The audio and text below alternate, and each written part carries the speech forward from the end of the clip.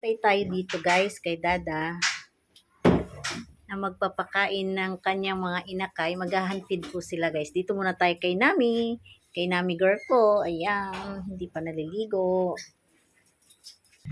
Ayan guys. Nagagawa na ng pagkain ng mga inakay. Ihahantid po sila guys ngayon. Ito po ang kanilang bahay. Ayan. With matching ilaw. Ito ang bahay nila. Ayan. Ayan sila guys. Oo.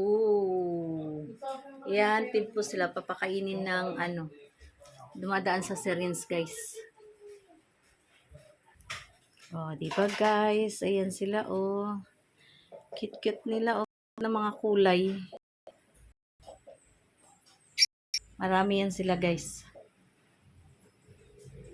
Papakainin gamit ito guys. Yan. Ito ang gagamitin sa kanila. Yan. Yan guys oh. Oh. Ayan. Papakainin po sila gamit ang syringe.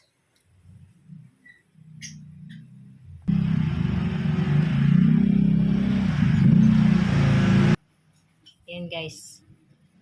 Parang mga baby sila. Ayan. Ganyan magpa-hand feed sa mga lovebirds guys. Kailangan punasan yan. Kailangan punasan din kasi lumalagpas.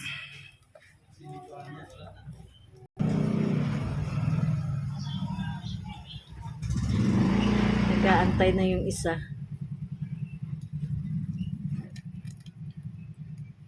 Ang likot guys na. Ayan. Oh. Kaganda ng mga kulay na mga yan.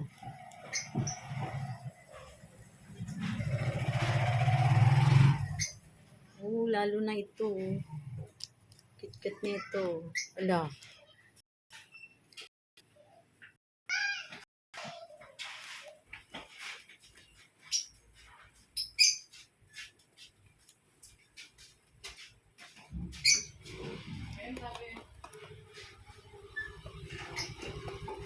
Hindi pa sila sanay sa handpid guys. First time ngayon.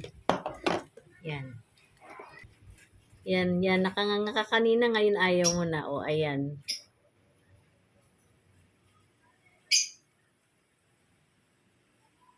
Tumikom na. Ayan guys. Pinahinga muna ni Habi yung mga pagsubo guys. Yan. O, diba? Kasi mangingitlog na naman yung kanilang mother. Kaya ayan. Ihahanpid na sila kasi hindi na yan sila susubuan ng nanay nila.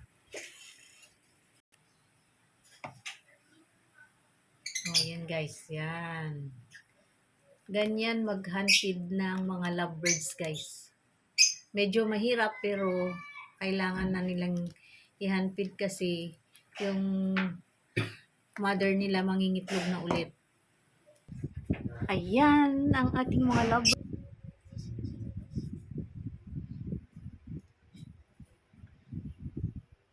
Ayaw magpakita guys yun. Nagtatago yan. Papasok sa kulungan. Ay sa nest nila. Kasi nangingitlog na. Ito mangingitlog na ulit guys oh. Yung mga anak yung hinahanpid. Kasi hindi na niya susubuan. Ayan guys sa taas. Medyo mataas siya kasi puno na yung kulungan sa baba. Ayan oh.